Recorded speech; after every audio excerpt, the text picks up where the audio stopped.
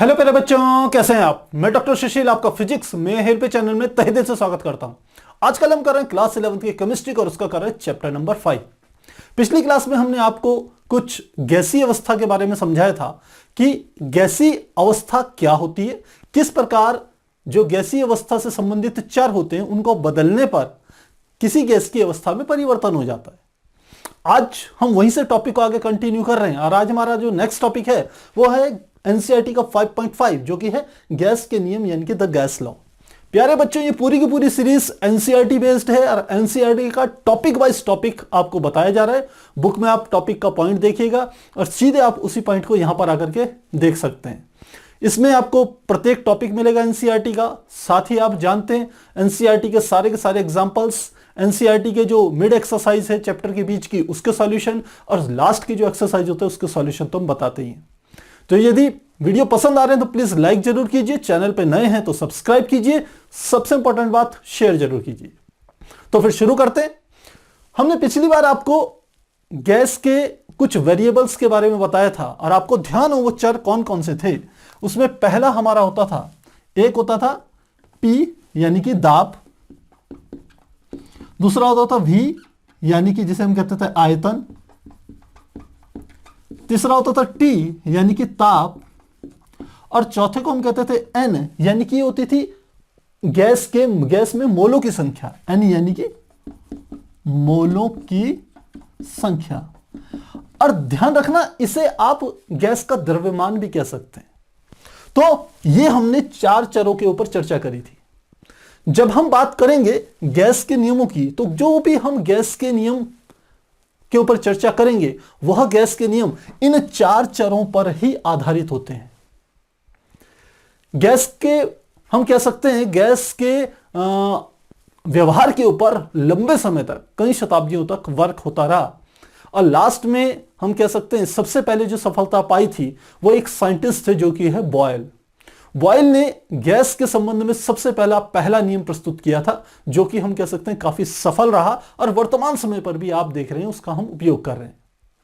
फिर उसी समय एक चलन चला कि हॉट एयर बैलून का, यानी कि गैस में किसी गुब्बारे में गैस को भरना और उस गुब्बारे का ऊपर की ओर उठना। इस पर भी काफी लंबे समय तक वैज्ञानिकों में हम कैसे एक उत्सुकतावश वो क्या करते रहे, प्रयोग करते रहे इस चीज को समझने के लिए। और वहीं से निकल के आते हैं चार्ल्स का नियम तथा गैलुसाक का नियम। तो प्यारे बच्चों, गैस नियम के अंतर्गत हम कुल मिलाकर के 4 नियमों का अध्ययन करने वाले हैं। उसमें जो पहला नियम हमारा आता है, फर्स्ट नियम, वह हमारा होता है बॉयल का नियम। बॉयल का नियम। अब यहां पर पहले हम इनकी छोटी छोटी आपको बातें एक दो बता दें। बॉयल का नियम हो या दूसरा हम कह दें सेकंड लॉ जो हमारा होता है चार्ल्स का नियम। चार्ल्स का नियम। तीसरा हम कह दें गैलुसाक का नियम। गैलुसैक का नियम। और चौथा नियम जो था वो था आवागाद्रो का नियम। आवागाद्रो का नियम। ये चारों नियम इन गैस के जो हमारे चर होते हैं, गैस के जो अवस्था को परिवर्तन करने के लिए जो जिम्मेदार माने जाते हैं, उन चरों पर से ही संबंधित है। ये हमारे चारों के चारों नियम। कोई भी जो हम नियम उठा के देखें, चाहे नियम नंबर 1 बॉयल का नियम है या चार्ल्स का नियम है, गैलुसाक का नियम है या फिर आवागाद्रो नियम है, इन प्रत्येक में इन 4 चरों में से 2 चरों को रखा जाता है नियत, कांस्टेंट। और 2 चरों के बीच में हम क्या करते हैं, अध्ययन करते हैं कि एक के परिवर्तित होने पर दूसरा कैसे परिवर्तन आ रहा है दूसरे के अंदर। और इसी आधार पर हम क्या करते हैं, इन चारों नियमों को समझते हैं। तो पहले मोटा मोटा मैं आपको यह समझा रहा हूं कि किस नियम में क्या चीजें कांस्टेंट रहती है और क्या चीजें वेरिएबल रहेगी। जब आप बॉयल के नियम का अध्ययन करेंगे तो ध्यान रखेंगे इसमें जो चर रहेंगे यानी कि परिवर्तनशील जो होगा, परिवर्तनशील जो होगा वह हमारा होता है दाब यानी कि P यानी कि दाब, और दूसरा हम कहते हैं V यानी कि आयतन। ये 2 चीजें परिवर्तनशील होती हैं, इसलिए हम इस नियम को दाब आयतन का नियम भी आप कह सकते हैं। क्या कह सकते हैं इस नियम को, बॉयल के नियम को दाब आयतन नियम, यह नियम भी कहा जाता है इसको, क्योंकि इन दोनों के परिवर्तनशील, एक के परिवर्तित होने पे दूसरे पे क्या फर्क पड़ेगा इस बात का अध्ययन करते हैं। तो कांस्टेंट क्या क्या चीज रहेगी, अब आप देखिए इसने दाब और आयतन इन दोनों पर अध्ययन कर रहा है, तो नियतांक क्या रहेंगे, या हम कह सके कि नियत क्या क्या चीजें रहेगी, अपरिवर्तनशील,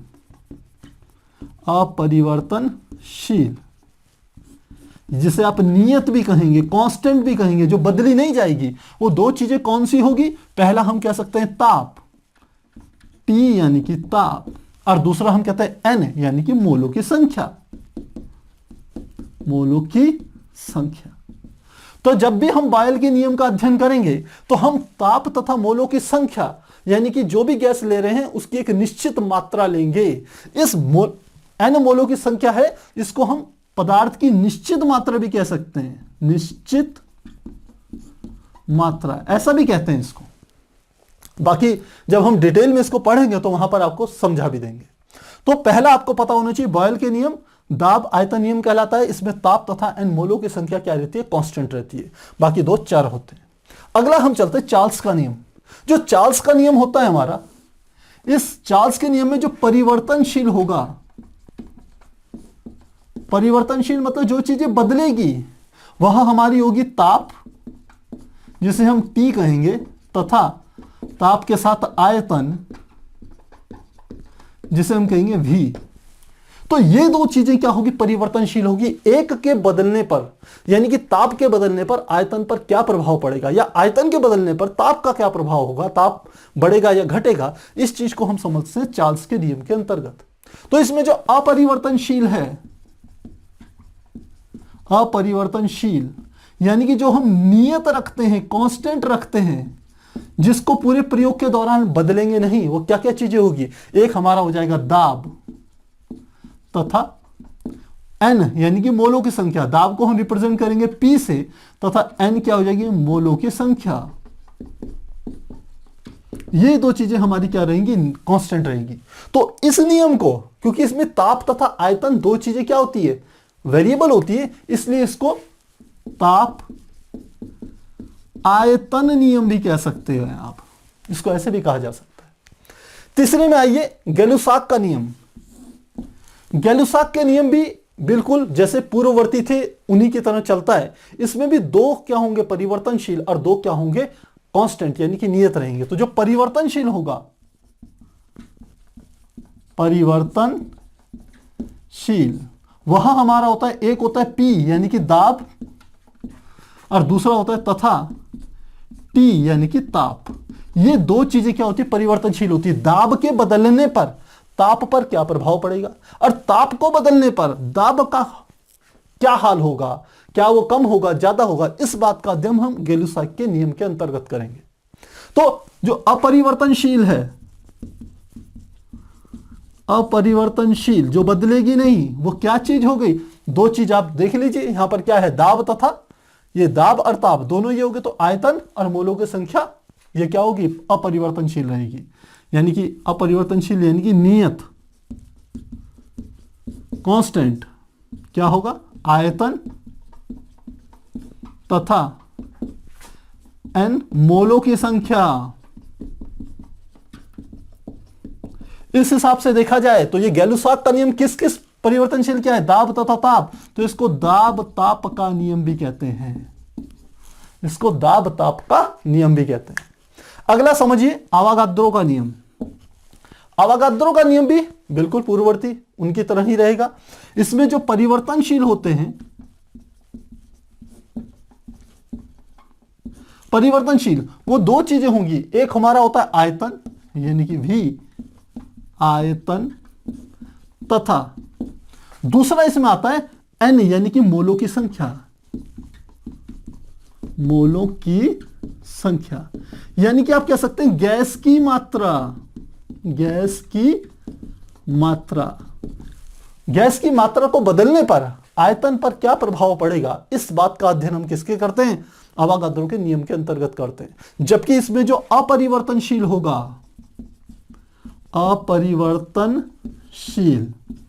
वह क्या क्या होगा, अब आप खुद ही देखिए, आयतन और मोलों की संख्या दो चीजें परिवर्तनशील है, तो P यानी कि दाब तथा T यानी कि ताप, ये दो चीजें क्या होंगी, नियत होंगी, कांस्टेंट होंगी, नियत होंगी। तो इसमें क्योंकि आयतन के परिवर्तित होने पर मोलों की संख्या में परिवर्तन हो रहा है, इसलिए इसको आयतन और हम कह सकते हैं गैस की मात्रा का नियम भी आप कह सकते हैं।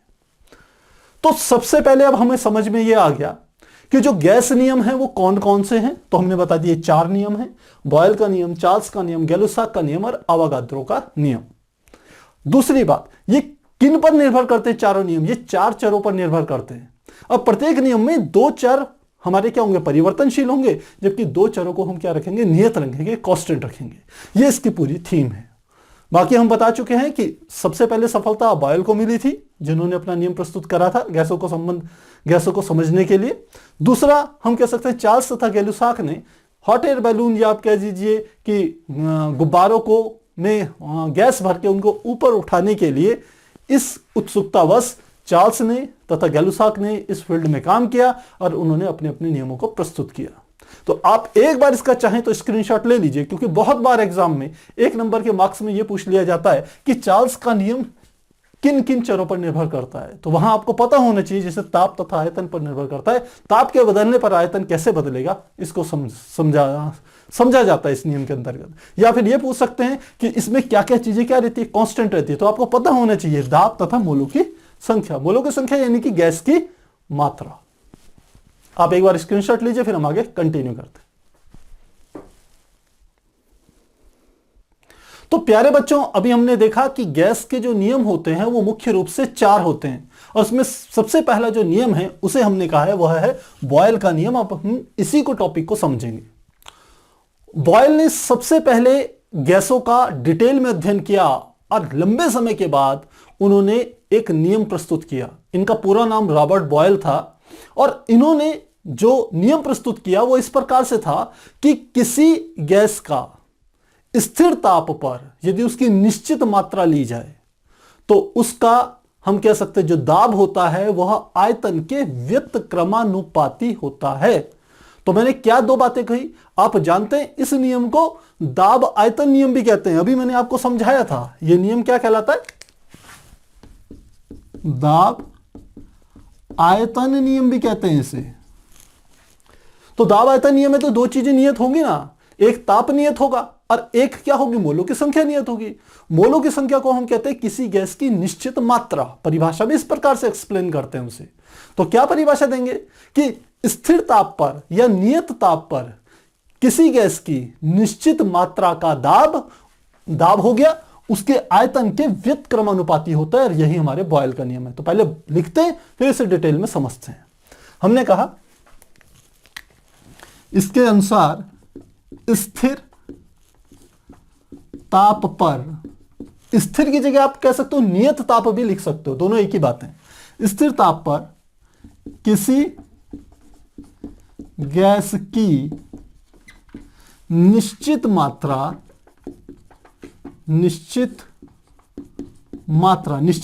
मतलब गैस में मोलों की जो संख्या है वो नियत है। गैस के मोलों की संख्या नियत है यानी कि अपरिवर्तित है, वो बदल नहीं रही है। तो स्थिर ताप पर किसी गैस की निश्चित मात्रा का दाब, और दाब को किससे रिप्रेजेंट करते हैं, P से। निश्चित मात्रा का दाब उसके आयतन के व्युत्क्रमानुपाती होता है, व्युत्क्रमानुपाती होता है। तो क्या चीज हमने समझी, इसमें 2 चीजें नियत हैं और 2 चीजें क्या हैं, हम कह सकते हैं वेरिएबल हैं, चर हैं। तो सबसे पहले क्या कहा इसने नियम में कि दाब उसके आयतन के व्युत्क्रमानुपाती होगा, यानी कि गैस का दाब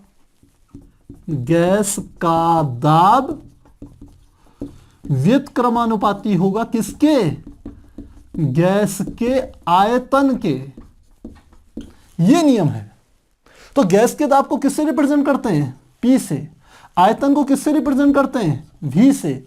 और p और v 1/v है, तो v क्योंकि p के हम कह सकते हैं व्युत्क्रमानुपाती में है, इसलिए यह संबंध हमारा व्युत्क्रमानुपाती कहलाता है। अनुपाती आप समझ सकते हो, यदि ये v हर में ना होकर के अंश में होता तो अनुक्रमानुपाती संबंध होगा, जबकि ये क्या कहलाएगा, व्युत्क्रमानुपाती संबंध। तो नियम तो हमारा ये है। अब अनुक्रमानुपाती का निशान हटाएं तो हम लिख सकते हैं p, अनुक्रमानुपाती का निशान हटा के लिख सकते हैं कांस्टेंट k, और साथ में हमारा क्या आ जाएगा, 1/v के बराबर आ जाएगा, जहां k क्या है, अनुक्रमानुपाती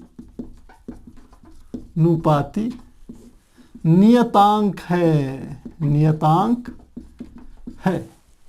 तो अब इस नियम को थोड़ा सा हम और एक्सप्लेन करें तो v की इधर ले जाएं तो ये हो जाएगा pv बराबर आएगा kk।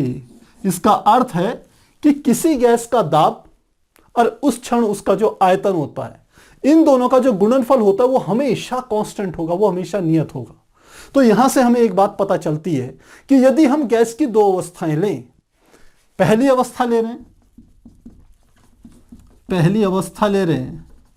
पहली अवस्था में उसका दाब है P1 और आयतन है V1, तो ये कांस्टेंट k के बराबर होगा। और ध्यान रखिएगा इन दोनों ही स्थितियों में हमने कहा T क्या है, नियत। T का मान नियत रहना है दोनों स्थितियों में, वो बदलेगा नहीं पूरी प्रक्रिया के दौरान। तो पहली अवस्था में P1 उसका दाब था, V1 उसका आयतन था और ताप नियत था। दूसरी अवस्था ले लें, दूसरी अवस्था, तो दूसरी अवस्था में मैंने कहा दाब हो गया P2, आयतन हो गया V2, कांस्टेंट तो k का k ही रहेगा। तो ये हो गई समीकरण, इसको मान लेते हैं ये हमारी समीकरण 1 है, या यहां से शुरू करते हैं, ये 1, ये 2, ये वाली हमारी 3 और ये वाली 4। तो हम कहते हैं समीकरण 3 तथा 4 को ले रहे हैं। समीकरण 3 तथा 4 को लेने से क्या होगा, आप देख रहे हैं दोनों का दायां पक्ष क्या है, k है, तो बाएं पक्ष आपस में बराबर होंगे। तो लिखते हैं समीकरण 3 व 4 से, तो यहां से हम देख रहे हैं ये होता है P1 V1 बराबर P2 V2 और ये बराबर होता है कांस्टेंट k, और यह हमारा क्या है, बॉयल का नियम है। तो मुझे लग रहा है मैथमेटिकली ये चीज काफी आसान है, आपको अच्छे से समझ में आ गई होगी, इसमें कोई हम कह सकते हैं डाउट नहीं होना चाहिए। अब हम समझते हैं कि आखिर ये कांस्टेंट k किन बातों पर निर्भर करता है, क्योंकि इसके बेस्ड में बहुत बार क्वेश्चन पूछे जाते हैं, न केवल हम कह सकते हैं एनुअल एग्जाम में, बल्कि कॉम्पिटिटिव एग्जाम्स में भी। आप यदि नीट की तैयारी कर रहे हैं, जेई की तैयारी कर रहे हैं, तो कई बार ऐसा प्रश्न पूछ लिया जाता है जो कि मेनली ग्राफ पर आधारित होता है, और वो आपको तभी समझ में आएगा यदि आपको ये k की बात समझ में आए कि आखिर कांस्टेंट किन पर निर्भर करता है। तो उसको समझने के लिए हम पहले एक बात समझते हैं कि आपको ध्यान हो जो आदर्श गैस का जो समीकरण होता है, क्योंकि यहां पर हम 11th में हालांकि पूरे गैस का चैप्टर को डिटेल में पढ़ रहे हैं, लेकिन आपने क्लास 9th 10th में भी यह पढ़ा होगा, और आपको ध्यान हो वहां पर हमारा आदर्श गैस का एक समीकरण होता था। आप जानते हैं चूंकि आदर्श गैस समीकरण, और वो होता था PV बराबर होता था nRT। ये हमारा एक आदर्श गैस समीकरण होता था, जहां P किसी आदर्श गैस का दाब, V उसका आयतन, N मोलों की संख्या, R को कहते थे गैस नियतांक और T क्या होता था, ताप। अब यदि मुझे इस K की वैल्यू निकालनी है तो मैं क्या कर रहा हूं, इस वाले फार्मूले को इस रूप में प्रदर्शित करने की कोशिश करूंगा। तो इसमें आप देखिए बाएं पक्ष क्या है, P, तो इसमें बाएं पक्ष है PV, तो केवल P रखना है। तो क्या करूंगा, P को यहां रख दिया, V यहां चलेगा नीचे, nRT/V, और ये हमारी कौन सी होगी, मान लेते हैं ये समीकरण 4 थी, यह है समीकरण 5।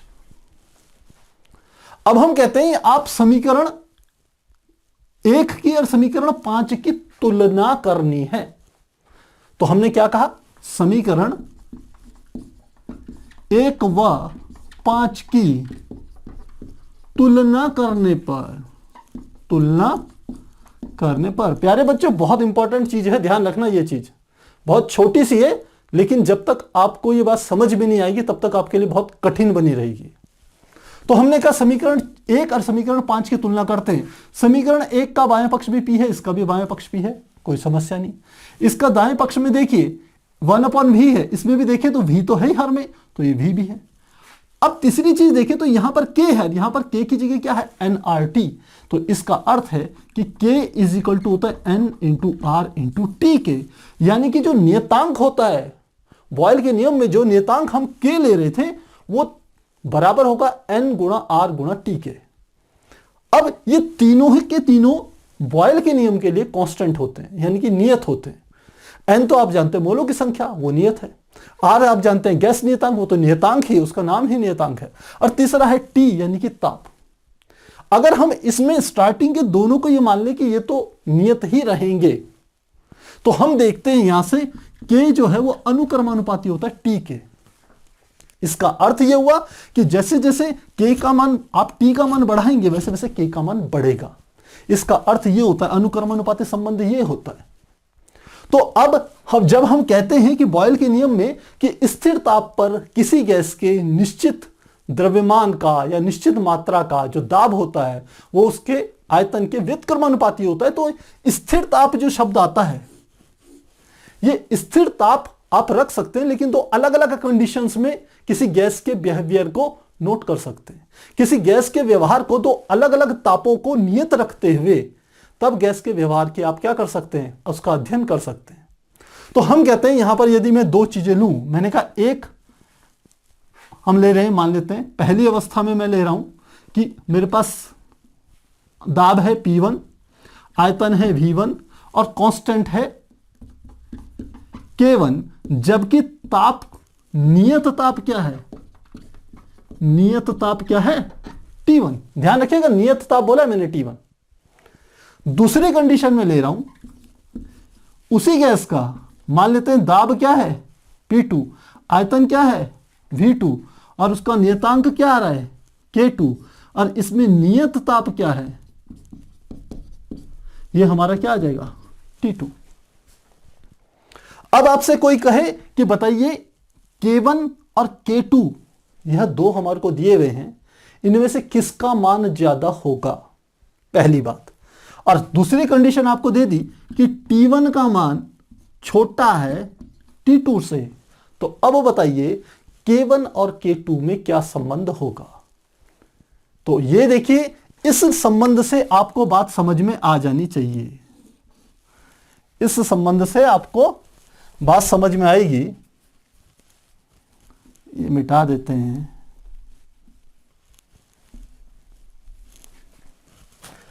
कि हमने कहा यदि K अनुक्रमानुपाती है T के और T1 का मान मैंने कहा क्या है, छोटा है T2 से, तो यदि T1 T2 से छोटा होगा तो K1 भी छोटा होगा K2 से।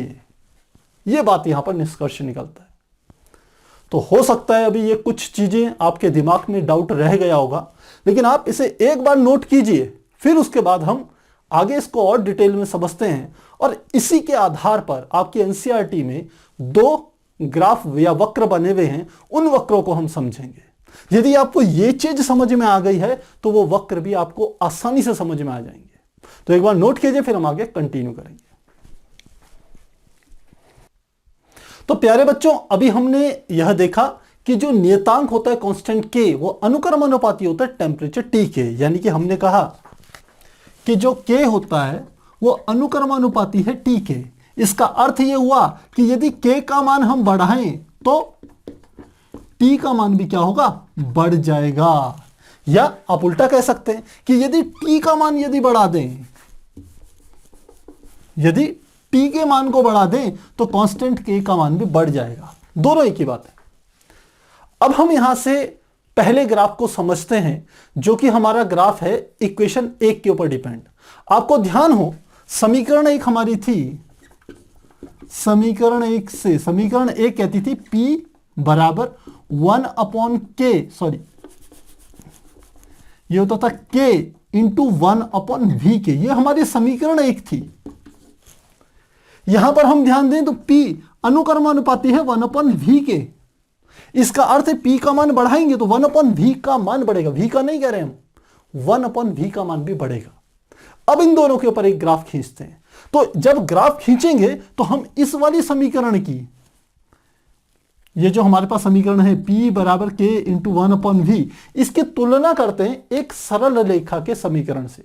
और यदि तुलना करें तो हम देखते हैं ये आता है y बराबर mx के बराबर आता है।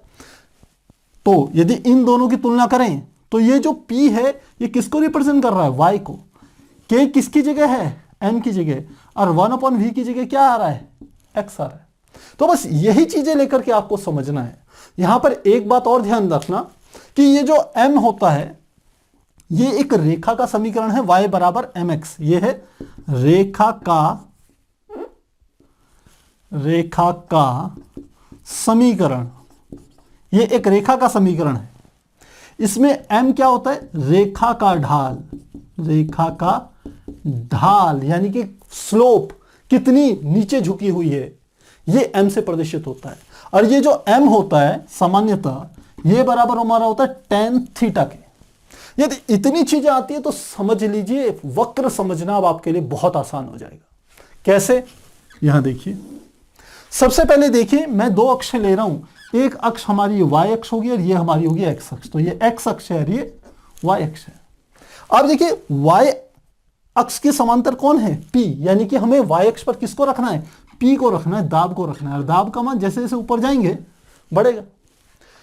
x के जगह पर क्या आया है, 1/V, यानी कि x अक्ष पर किसको रखना है, 1/V को रखना है। और जैसे जैसे इधर की ओर बढ़ेगा इसका मान भी बढ़ेगा। और ये हमारा होता है मूल बिंदु, यहां पर जहां सब चीजों की वैल्यू क्या होती है, 0 0 होती है।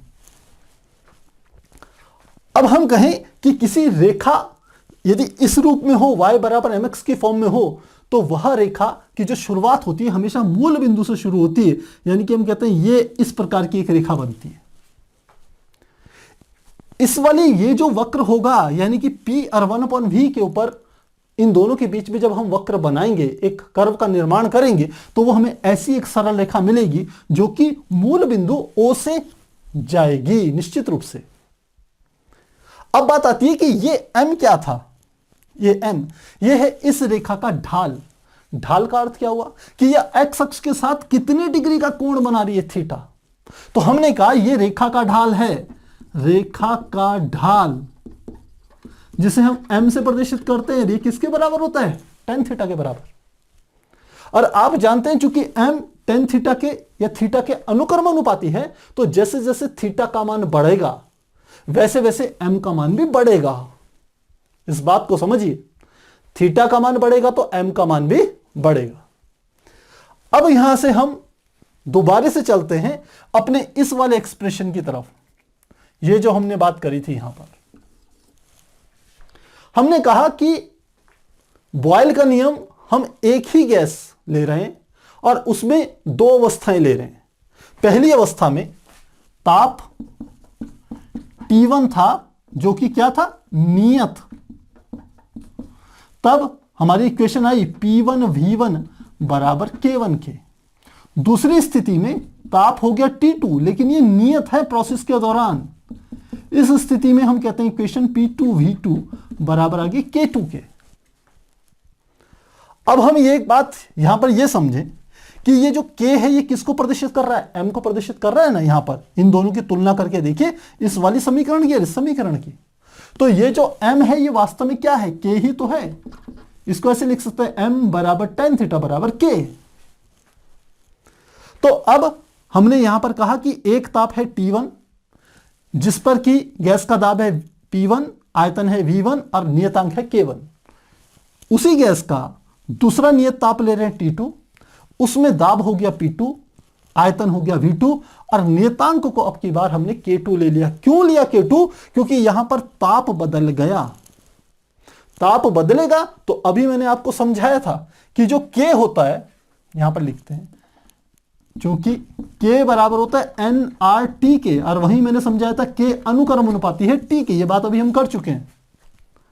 तो अब यदि मैं यहां ये कहूं, एक कंडीशन डाल दूं कि T2 का मान बड़ा है T1 से, और ये वाला जो वक्र है ये मेरा K1 को प्रदर्शित करता है, तो बताइए K2 वक्र, जो K2 दूसरी जो एक रेखा बनेगी, उसका ढाल इसके ऊपर होगा या नीचे होगा। यदि आपने मेरी इस बात पे ध्यान दिया हो, इस पे, कि t का मान बढ़ेगा तो k का मान बढ़ेगा, इसका अर्थ है t2 का मान बड़ा है तो k2 का मान भी बड़ा होगा। और k2 क्या है? k2 एक ढाल है, यहां पर लिखा है जैसे k क्या है? रेखा का ढाल, k1, वैसे k2 भी क्या होगा? रेखा का ढाल। तो इसका अर्थ है t2 का मान ज्यादा होगा तो k2 का मान भी ज्यादा होगा, यानी कि दूसरी रेखा का ढाल ज्यादा होगा। और वो ढाल ज्यादा कब होगा? जब हम दूसरी रेखा ऐसे बनाएंगे। तो ये वाली रेखा क्या होगी? इसमें m बराबर tan थीटा बराबर किसके होगा? k2 के लिए होगा, ये होगा। अब इस चीज का आपके एनसीईआरटी की किताब में डायग्राम से समझा रखा है कि 3 रेखाएं उन्होंने दे दी, ये वाली। एक का ताप मान लेते हैं, यदि मैं इस चीज को चेंज कर दूं, ये k1 k2 और इसको मैं ले लेता हूं, मान लेते हैं ये है k3। तो इसका ताप क्या ले लिया? t1, इसका ताप क्या ले लिया? t2, इसका ताप क्या ले लिया? t3। तो अब आपसे बोले कि सबसे ज्यादा ताप किसका, सबसे कम ताप किसका और मिनिमम ताप किसका, तो आप सीधे समझिए यहां पर, क्योंकि T2 सबसे अधिक ढाल वाली रेखा है, इसलिए T2 सबसे बड़ा होगा। उससे छोटा कौन सा ताप होगा? जिसकी ढाल T2 से थोड़ी कम है। तो दूसरी ढाल किसकी है? T1 की। तो ये T1 का ताप इससे थोड़ा सा कम होगा। और सबसे कम ताप किसका होगा? T3 का, क्योंकि इस रेखा का ढाल सबसे कम है, इसलिए ये क्या होगी? सबसे कम होगी। इस तरीके से हम क्या कर सकते हैं, इसको समझ सकते हैं। सीधा सीधा अर्थ है, यदि ताप ज्यादा होगा तो K का मान ज्यादा होगा, और K ज्यादा होगा तो ढाल का मान ज्यादा होगा। सीधे एक लाइन में आपको यह बात समझनी है। मेन जो हमने यहां पर बात लिखी है वो ये वाली। तो प्यारे बच्चों, मुझे लग रहा है ये बात अब आपको समझ में आ गई होगी। अब एक और वक्र की चर्चा की गई है वहां पर, और दूसरा जो वक्र है वो बनाया गया है किस किस के बीच में? दाब तथा आयतन के बीच में। दाब और आयतन, अब की बार 1/v था, अब दूसरा वक्र क्या है? दूसरा वक्र बना रहे हैं, दाब P तथा आयतन V के मध्य वक्र। और ये कैसे बनेगा? ये भी बिल्कुल ऐसे ही बनाएंगे, ऐसे बना दिया। इधर की ओर P हमारा दाब हो गया, यहां पर क्या हो गया? आयतन हमारा V हो गया। ये हमारी x अक्ष है और ये हमारी कौन सी है? y अक्ष है। P ऊपर की ओर जाएंगे तो बढ़ेगा, V भी इधर की ओर जाएंगे तो बढ़ेगा। अब यदि आपकी इक्वेशन जो है P इजिकल टू, हम कह सकते हैं K/V या K इंटू 1/V लिख लीजिए, इंटू 1/V। इसमें यदि P और V के बीच में वक्र खींचे तो ये वक्र हमें ऐसा मिलता है, ऐसा मिलेगा। और यदि ताप बढ़ाते चले जाओगे तो वक्र ऐसा आता चले जाएगा, ऐसा आ जाएगा। यदि 3 टेंपरेचर लें, ये T1, ये T2, ये T3, तो ध्यान रखिएगा T3 का मान सबसे बड़ा होगा, T2 का मान उससे छोटा होगा, T1 का मान सबसे छोटा होगा इस वक्र के लिए। और यह वक्र हमारा कहलाता है आयताकार पैराबोला। ध्यान रखिएगा इस बात का। क्या इस वक्र को क्या नाम देते हैं? आयताकार पैराबोला, यानी कि परवलयाकार। पैराबोलिक ही लिख लेते हैं। इंग्लिश में कहा जाता है रेक्टेंगुलर पैराबोलिक कहा जाता है, आयताकार पैराबोलिक। ये हमारा ये है, ये जो वक्र है इसका जो आकार है इसे आयताकार पैराबोलिक कहते हैं। यहां पर भी एक दो बातें आपको ध्यान रखनी है, क्योंकि P और V एक दूसरे के व्युत्क्रमानुपाती है। तो ध्यान रखना, यदि दाब बढ़ाएंगे तो आयतन क्या होगा? कम, या आयतन बढ़ाएंगे तो दाब क्या होगा? आयतन बढ़ाने पर दाब घट जाएगा।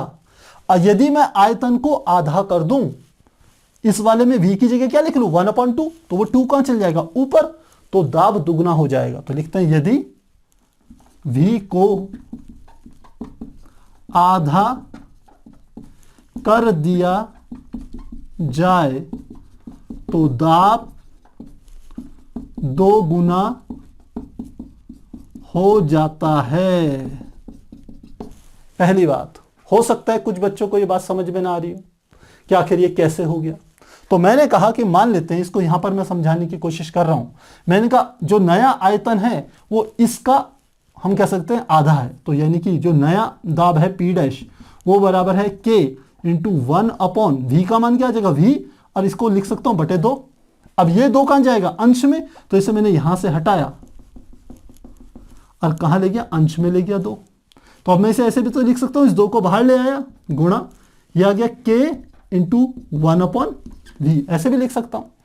ये K गुणा 1/V किसके बराबर है, ये P के बराबर है। तो क्या आ जाएगा, P डैश बराबर 2, तो आगे का ऐसा ही आ गया।